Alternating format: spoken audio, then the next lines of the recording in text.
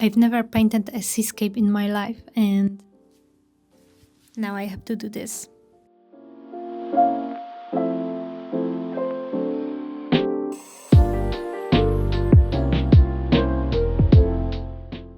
This is a 100 by 70 centimeters canvas that I will turn into an acrylic painting. Wish me luck.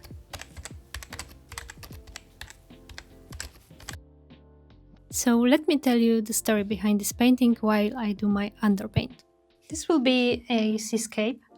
There will be a beach, a very blue turquoise ocean or sea, the coastline visible here, and really clear blue sky. There will be one person on this painting, a silhouette of a child, and yeah.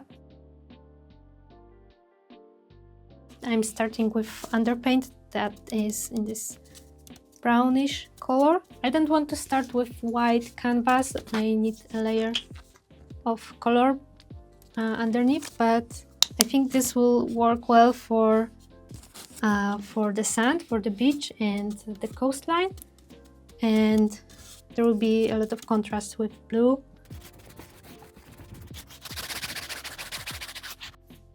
Okay, but what happened? Why seascape if I've never painted a seascape before? Well, it's actually a commission from an acquaintance. It's a friend of a friend situation. They have learned that I started painting again and asked if I would paint something for them. And I agreed, because I'm not gonna say no to a commission. Turned out they want a seascape. And I was like, yeah, sure, okay, I can paint a seascape. Although I never painted a seascape before, but well, I painted different things. I painted people, trees, woods. I painted still life compositions. I think I painted something more different subjects, but I never painted sea with acrylics. I know my basics. I know how to make a good composition. I know how to mix paint.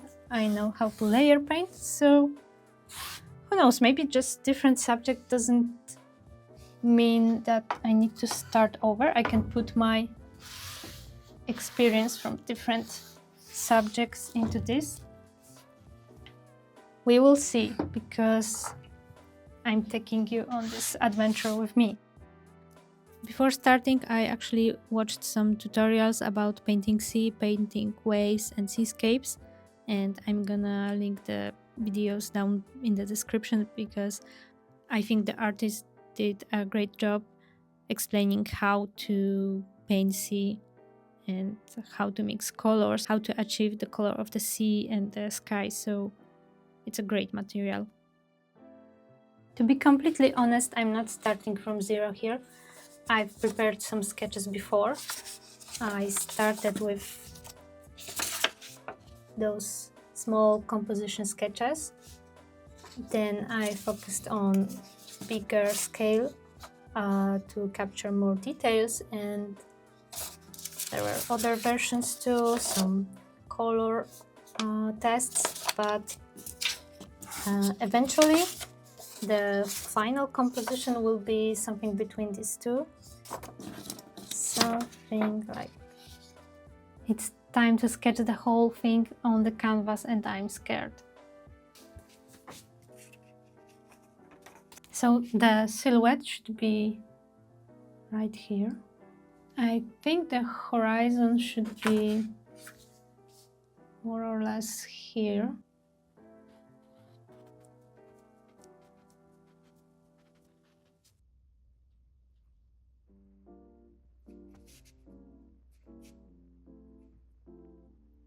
This is the sketch on the actual canvas. I'm wrapping up for today because it's 11:30 p.m. so I should go to sleep, but I wanted to show you what I ended up with for now.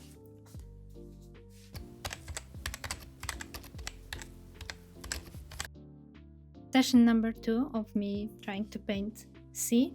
And today I'm thinking about starting with the sky and with those rocks here, and later maybe I will go with the sand. And I want to start with base colors. The tutorial I watched, the guy started with the darkest colors first, but I don't know, to me it's more natural to start with some base color, like the medium value, and then go lighter and darker.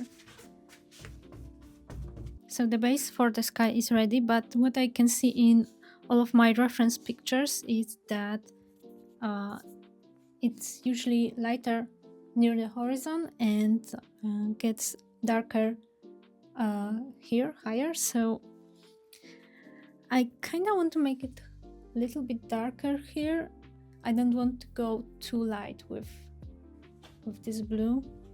I want to keep super light blues for where the waves are more foamy, you know. So let's see.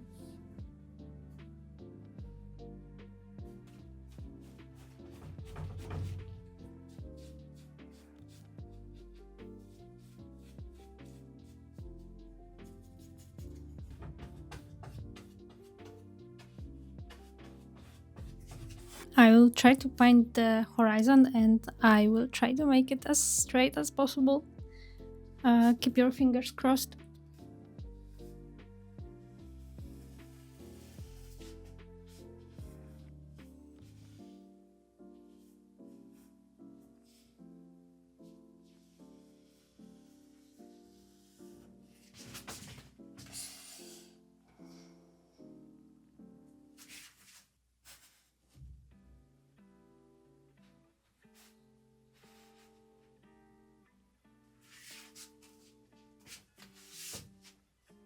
This is still the ugly stage of the painting, but it's already too dark to continue, so I need to put down my paints, my brushes, and finish for today. So I will update you the next time.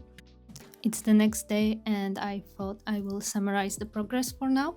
So all the base colors are already there. I'm really glad that I made the value sketches and the composition sketches beforehand. It served me as a guide to lay the proper colors and values. For this kind of painting, I think that having a limited color palette works really well. It helps maintaining the whole scene as one. Let me show you what colors I'm using. For the sea, I'm using ultramarine and ultramarine green with a lot of titanium white and also some mix of burnt sienna where the shadows go. Yellow ochre will come handy for the sand. And to achieve that blue sky that's not the same color as the sea, I'm adding a little bit of alizarin crimson to the mix. Yeah, I'm really happy with the color of the sky. I really wanted to avoid this effect that I saw on some seascapes where you can see that the sea and the sky are kind of the same shade of blue. And in nature, that's rarely the thing.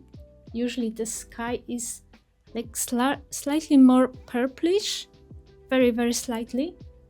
And the sea is more turquoise and maybe deeper blue, but it's rarely in like leaning into purple, you know. So I'm very glad with this color. It needs some fixing here and there, but the shade is great, if I can say so. What I want to fix for sure is the size of these rocks.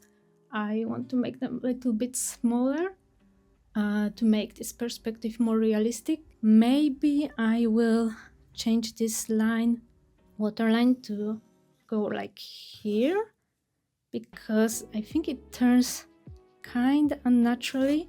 And this wave, I think it should be more here. I don't want to make the sea aggressive with the waves. I want really calm sea, but it cannot be like very, very flat surface. I want it to be, I need some action here, but you know, there's a child running here, so I'm not going to put a tsunami here, just some gentle waves coming to the beach. I will work on the colors of the sea. Usually this light turquoise color is near the beach, and the deeper it gets, it turns blue, but more like ultramarine blue, deeper shade. And I think there will be a big challenge for me to make the sand near the waves look like it's wet and reflective. Oh, and I also made the silhouette a little bit smaller.